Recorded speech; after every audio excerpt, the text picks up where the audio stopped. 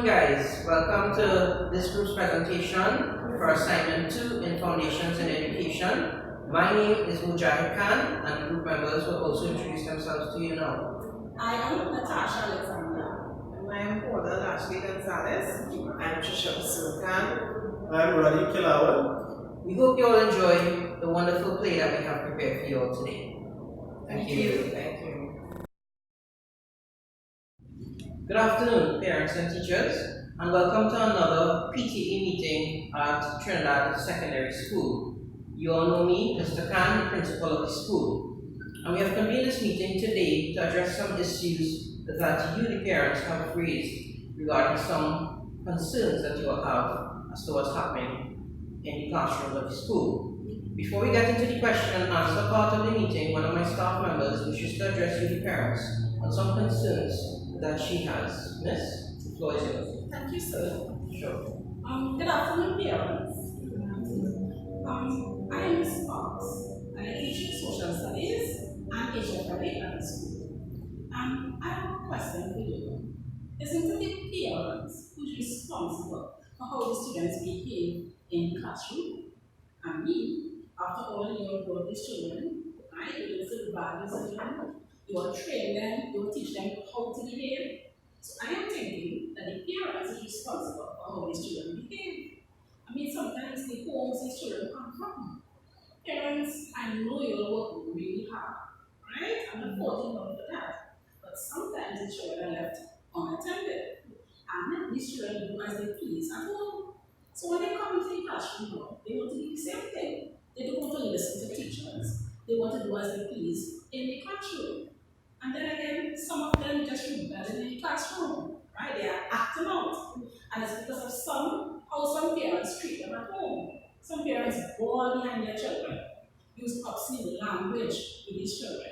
Some of them beat the children, beat them with belt, pot, spoon, anything. They put their hands on, sometimes they beat the children with. So when these children go in the classroom, they are acting out, they are misbehaving. And it's not because the teacher can't control the classroom. It's because the children just misbehaving. And this really affects learning. Because every time the teacher has to say, okay, telling this one to behave and that one to behave, that's taking away from teaching time. So I believe that it affects learning in the classroom. And parents, don't get me wrong. It's not your alone. All over this happening. Because I used to teach in New York, and you go to London and college of life. And it's the same thing. Children misbehave. And last year I went to a Trump, and there was a Jamaican teacher sitting next to me. And that teacher complained the whole time about how Jamaican children misbehave. So it's not your alone, but parents, please, do not just send a child to school. Make sure you have a healthy child. Right? Healthy emotionally, physically, and socially as well. And parents, please stop blaming the teachers. The teachers don't have a fighting attitude, they just go in the classroom. Okay, what we did last day, what page we reach on? No. Teachers don't do that. Teachers don't have a deliberate focus on something intentional they have to teach. They actually go in the classroom and deliver something meaningful to your children. So please, don't blame the teachers. Thank you. Thank you very much, Miss. Very inspirational and insightful words, I must say. We will now move into the question and answer portion of the meeting, so I now open the floor to you, the parents, to raise your concerns, and hopefully we can address some, if not all, of your issues. Good afternoon, sir. My son is always complaining that his maths teacher comes to class unprepared quite often. He keeps asking his students, where did we reach last class? Now, if the teacher doesn't know where they have reached, how could he expect the students to take him seriously? Also, he says he ignores him, right? And he more works with the brighter students. And now that is because my son is not so, well, he's slow, but he needs help. And the teacher has to be able to help all the students, not just the bright ones, right? Can you tell me how you could rectify the situation? I understand the situation that your son is in, from both the perspectives of being a sociology teacher at this school and from my own personal experience. I too had issues with teacher neglect and the fact that some teachers did not seem to be fully prepared for classes. With respect to teachers not being fully prepared for class, I try to avoid this in my own classrooms by engaging myself in what is referred to as praxis. This is the incorporation of a range of activities to encourage teachers to question their own beliefs and practices with regard to their role in the educational endeavor. Now, this is a cyclical process of experiential learning. The intent of it is to become transformed and to become liberated from any preconceived notions and methodologies. Your son's math teacher is my friend, so I will advise him that teachers need to be constantly evolving to meet the ever-changing needs of their students. Teachers need to formulate new strategies and techniques to appeal to young learners. Now, these students, remember that they perceive the world differently from the way older generations do. So perhaps a formal approach to self-development can help this teacher to improve his approach, and I can advise him to enroll in the postgraduate diploma in education program. He will probably need to shift his perspective on 3 fronts. He should become from being subject focused to becoming more student focused. He should view teaching as an art rather than as a science, and he should try to influence his students on becoming ideal citizens. Now, as it pertains to the issue of perceived neglect in the classroom, under no circumstance should bias be shown by a teacher towards any particular student, and this speaks to the issue of equity. Equity must be a key component of a teacher's education approach. This means that there must be a sense of justice and a sense of respect for all students in the classroom, and it's a key component of some of the best systems, such as in Finland and in Sweden. Here in the Caribbean, we are still struggling to achieve this goal, and in fact, the Ministry of Education has only this week rolled out a program where they are promoting equity in education. So the resources provided to teachers, limited though they may be in our education system, these resources must be made accessible to all students. And it should be noted that on a daily basis, there are dilemmas that are faced by teachers related to providing an equitable education for all students. Alright, so and the environment is very challenging to be able to provide equity across the board. And it is important also to understand the teacher's view on this. It is a critical factor to understand teachers' views to successfully making changes in the school environments. And a better understanding of these views could be helpful in guiding different types of changes in schools such as ours. I hope I have answered your question successfully. Thank you.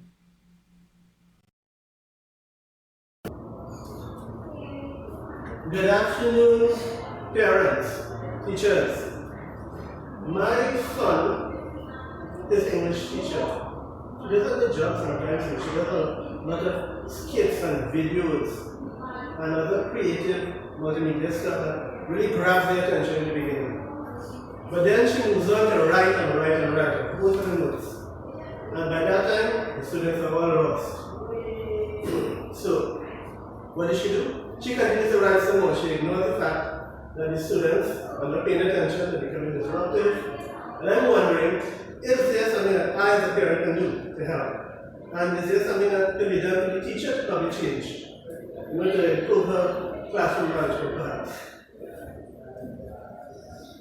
Thank you. Hi, good afternoon all. Good afternoon. My name is Mrs. Khan, and I'm a guidance officer here, and I would like to address this issue.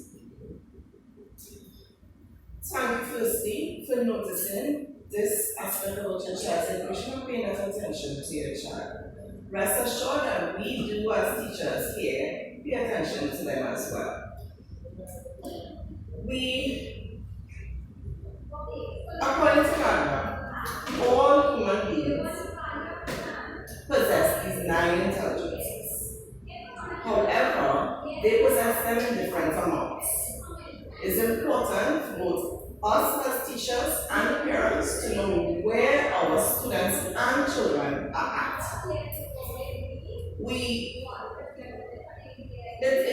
I also want to draw back to when you spoke about using visual aids. Now that is actually a strong point. She is addressing the English teacher. It's these students who learn that way. However, that's where your part comes in as the parent. We need your support in encouraging your children to stay focused, remain on target, and be aware that there are other students in the class who learn differently from them.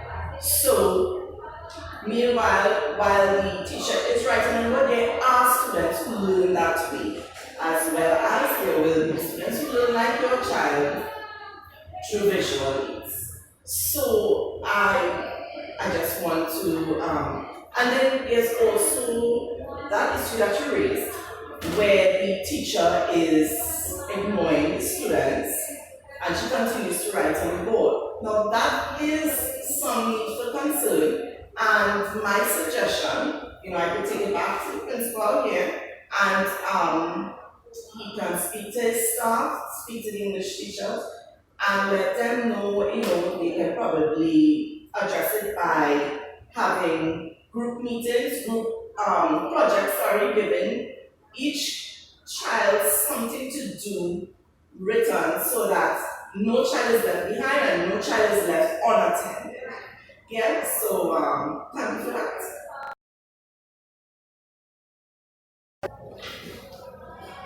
Good afternoon. My son is in one of the technical vocational classes, and he and some of his fellow students, there seems to be a feeling of neglect, where some of the technical teachers, they are focusing on some students more than others, right? And some of the teachers seem to be teaching the same thing differently to students. Depending on how they're teaching, they might teach the same thing differently, and this is also causing some students to feel neglected in the classroom. And some of the children also complain about the level of noise in the classroom. Could somebody please address these issues? Thank you. All right. Good afternoon. I am a technical teacher, so I'll attempt to address what you're speaking about. In terms of the teachers not teaching each student exactly the same thing, I believe what's happening there is a teacher attempting to cater to the different needs of different students. Yes, and they're providing scaffolding, support. Jerome Bruner created that term way back in the 1980s. So different students need a different amount of support, different analogies to understand things. In terms of the teacher spending more time on one student versus the next student, that is necessary sometimes because not all students come in with exactly the same ability to understand. So you can't be expected to give each student equal time, but of course equal treatment. Of course, it's perhaps the case where in the classes that you're speaking about, these teachers cannot allocate the time perfectly, and it may be the case that the faster students are being neglected. Now, why do we need to cater to different students, different needs? Because it's a reality. People like Cole and Fleming from New Zealand, a very long time ago, they came up with learning styles, questionnaires, and help us to determine that we all learn differently. They found out that some people are auditory, some people are visual, some people like to do stuff to learn, and some people need to read and write. And I'm sure the teachers are aware of that, but they're not doing a perfect job at implementing that knowledge in the classroom. In terms of the noise in the classroom, we have to understand that we're dealing with a technical class instead, and throughout the Caribbean region, not just in Trinidad and Tobago, there's this perception that technical is for those who can't do academics. So even when bright students come into the class, they live up to this self-fulfilling prophecy that we can't do well, and they tend to become disruptive. So the teachers may contribute to that. They have the same idea. The students may contribute to that. So it's something we have to, together, teachers and students try to address. And I'll try to help by speaking to teachers and by talking to the principal and asking him if he can address these issues through a workshop perhaps. I hope that addresses the concern. afternoon, parents. Good afternoon, teachers. My concern this evening is my daughter who's in fourth. And she has all these assignments due and deadline dates. It is around these deadline dates that I have noticed that she just becomes depressed. She stops eating, and all she's focused on is getting these assignments done, getting them done on time, doing it to the best of her ability, and not disappointing her teachers. And I'm very concerned about her, and I want to know this evening if there's anyone who can help me with that. Yes, good afternoon. I am Smith, the HFL teacher, and it's very important that as teachers, we too look at the signs that our students are being under stress, right? And how we can do this is looking at all the dimensions of it, right? As a parent, you will ensure that you feed your children well, they get enough rest, and in that way you're saying about their physical health. In terms of social health, you'll ensure that they have good relationships with their friends and their family. And when you take them to a place of worship, what you actually do there is develop their social health. What you may overlook as a parent is that of developing their emotional and their mental health. Right?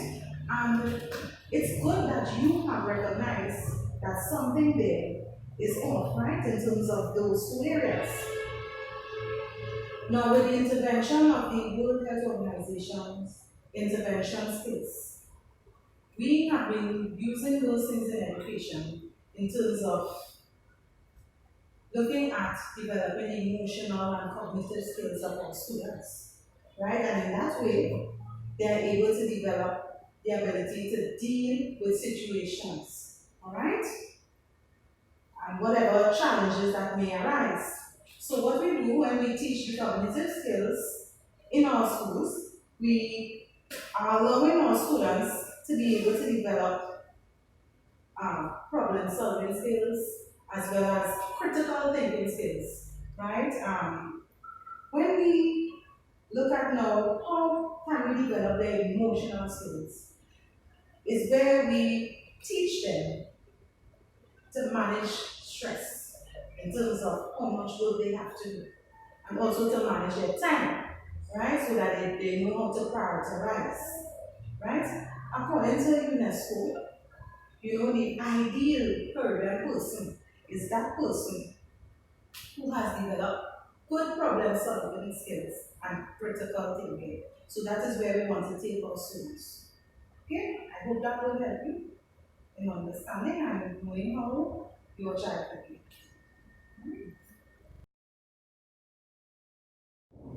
I think we've had a very interesting and productive meeting. Many issues have been raised so far. Coming out of these concerns, I, as principal of the school, will work with my staff towards their training, whether it be formal or informal, and I will also organize workshops with them in pursuance of this. We have the PTA president here who will also address you all. Hi, good day everyone. I am Ms. Charles, the president of the PTA, and I intend to work with the parents. I intend to organize a series of workshops, to speak to them so that people will come in and speak to the parents. And I will also be able to find solutions to these problems. Okay? Thank you. Thank you very much, Ms. Charles. That brings our meeting to a close today. I think it was very productive, and I thank you all for coming on, both parents and teachers, and I wish you all a good afternoon. Take care, and have a good afternoon.